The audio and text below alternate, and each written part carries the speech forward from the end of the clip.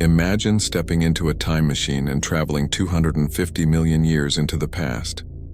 As the swirling vortex of time settles and you emerge, you're standing at the dawn of one of the most fascinating chapters in Earth's history: the rise of the dinosaurs.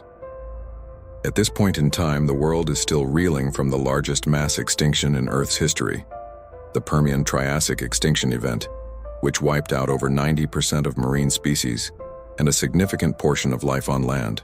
But from the ashes of this catastrophe, life begins to evolve in remarkable ways. One of the most important players in this evolutionary rebound is a group of reptiles known as archosaurs, literally meaning ruling lizards. These creatures dominate the late Permian and early Triassic landscapes. To our modern eyes, some archosaurs might even resemble dinosaurs, and for good reason.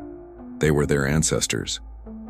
As time goes on, these archosaurs split into two main evolutionary branches.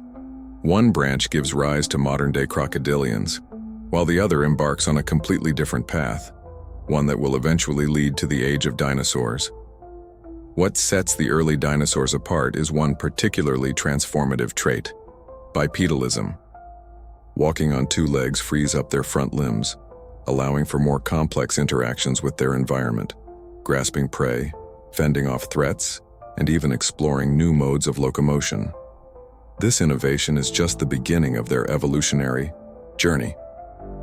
Let's step into the Triassic period, 250 to 200 million years ago. The Earth looks very different from what we know today. The massive supercontinent Pangaea stretches across the globe, surrounded by a vast ocean called Panthalassa. The climate is hot and arid, with no polar ice caps, and much of the interior of Pangaea is a desert. But life persists, clinging to rivers, lakes, and coastlines. Among the early dinosaurs emerging during this time is the Eoraptor, a small, nimble creature roughly the size of a dog. Standing just about 1 meter tall and weighing around 10 kilograms, it's one of the earliest known members of the dinosaur family tree. Despite its size, the Eoraptor is fast, agile, and perfectly adapted to its environment. Soon after, other species begin to emerge. The Coelophysis, slightly larger than the Eoraptor, is built for speed and agility. It's a lightweight predator, likely hunting in packs and feasting on insects, small reptiles, and even its own kind. Then there's the Herrerasaurus, one of the earliest large carnivorous dinosaurs. At around 1.1 meters tall but weighing in at a hefty 350 kilograms, it's a powerful predator with strong jaws and sharp teeth. But perhaps most impressive of all during this period is the Plesiosaurus, towering at over 3 meters and weighing up to 4,000 kilograms. This early herbivore hints at the massive scale that future dinosaurs will reach. It walks on all fours but may have reared up to feed on tall vegetation, and its sheer size makes it one of the giants of the Triassic. Despite these incredible adaptations, dinosaurs are not yet the rulers of Earth. They share their world with a wide array of competitors: ancient reptiles, amphibians, and early mammal-like creatures, all struggling to find their niche in the recovering ecosystems. Then, everything changes. Around 201 million years ago, the end Triassic extinction strikes. It's a global catastrophe likely triggered by immense volcanic activity from the Central Atlantic magmatic province. This unleashes huge amounts of carbon dioxide into the atmosphere, causing dramatic climate shifts, ocean acidification, and widespread environmental collapse. Some theories even suggest asteroid impacts may have played a role. Countless species vanish, but not the dinosaurs. In fact, the extinction event clears the stage. With many of their former competitors wiped out, the dinosaurs are left with a world of opportunity. Over the next 135 million years, they will diversify into thousands of species, grow to astonishing sizes, and dominate nearly every terrestrial ecosystem on the planet. This was just the beginning. So what started as a few bipedal reptiles in the shadows of archosaurs would evolve into the most iconic creatures Earth has ever known.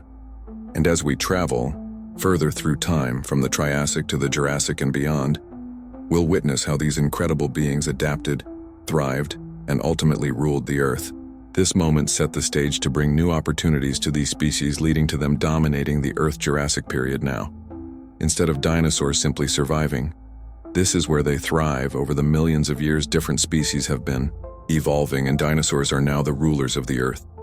They spread across continents, dominating the lush forests and arid deserts. Occupying these areas were some massive dinosaurs, ones that you're probably a lot more familiar with. We have the Stegosaurus, Brachiosaurus, and Allosaurus. These were some of the largest creatures ever to walk the Earth.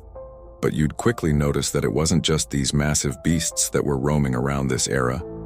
Also saw the evolution of theropods. These were smaller dinosaurs that had more of a bird-like form. One of the most famous was the Archaeopteryx. It was kind of like a mix between a dinosaur and a bird, with feathers and wings, but also with bony teeth and a tail. The Archaeopteryx was a crucial link between birds and dinosaurs. If you wait about 100 million more years, they'll evolve into the birds we know today. Oh wait, is that a spoiler? After 56 million years, the Jurassic period comes to an end. This was after yet another extinction event happened, luckily. This one is more minor. However, due to climate change, volcanic activity, and sea levels changing, some species are going extinct. This once again changes the landscape as the dinosaurs enter their final era, Cretaceous period. Okay, we've now entered the Cretaceous period. And as we've been traveling through these millions of years, you may have noticed something's missing, right? One of the dinosaurs' biggest stars hasn't appeared yet. Say hello to the Tyrannosaurus Rex. The T-Rex was a massive beast. It was 3.7 m tall and 12 m long. Not only that, but it was a whopping 9 tons, equipped with a powerful jaw and incredibly sharp teeth. The T-Rex dominated the Cretaceous kingdom. It was one of the most dominant predators history has ever seen. This colossal beast wasn't just scavenging leftovers. It was an active hunter, stalking its prey with keen eyesight and a heightened sense of smell. Among its favorite meals were the sizable herbivores like the Edmontosaurus. But the T-Rex didn't stop there. It would take on formidable opponents like the Triceratops and even other smaller theropods. If the opportunity arose, with its powerful jaws filled with 12-inch teeth and its strong hind limbs that allowed it to run at speeds of up to 40 km/h, the T-Rex was a master of the hunt. But this period wasn't just filled with massive beasts like the T-Rex. Look around and you'll also notice even more feathered dinosaurs in the Cretaceous period, one of them being the Velociraptor. Now, you typically see them portrayed like this with no feathers, but evidence suggests that these creatures were quite feathered. Now, the feathers weren't necessarily used for flying, more for warmth and ability, and this one is the Microraptor. Now, unlike the Velociraptor, its feathers likely were used for flight, giving us crucial insight into the evolution of birds. Okay, as I mentioned earlier, Pangaea was breaking up and forming into the continents we know today, but because of this, some dinosaurs were forced to migrate and separate into different areas of the world. These dinosaurs had to adapt to their new environments, potentially changing the course of their evolution. But none of this matters when we consider what happens next. The cataclysmic event. Okay, as you've been hanging out with the dinosaurs for millions of years, an asteroid has been making its way toward Earth. Then suddenly it hits, creating a massive crater, 150 km wide and 20 km deep. Naturally, something this huge makes a devastating impact on the world, one that'll change it forever. The asteroid's collision is massive, but its impact is felt long after the initial crash. Due to the massive collision, the environment drastically changes. Significant drops in temperature start to occur, and debris from the crash begins to block out the sun. This impacts not only the dinosaurs' health but also their food supply. This devastating event wipes out 75% of the Earth's species, many of which are the dinosaurs we've been observing this whole time. But don't worry, not all of the dinosaurs went extinct. The aviation-based dinosaurs we checked out earlier managed to survive the asteroid strike, eventually evolving into birds' aftermath. Now that most of the dinosaurs are extinct, it's cleared the way for mammals to diversify and expand their impact on the world with less competition. Early mammals can now thrive and take over, which slowly over time allowed humans to evolve. Building the world we know today, dinosaurs went on to evolve for another 165 million years. But there's still so much we need to learn about them. Like, did you know that not all dinosaurs were cold-blooded? Some of them may have been warm-blooded, or even both.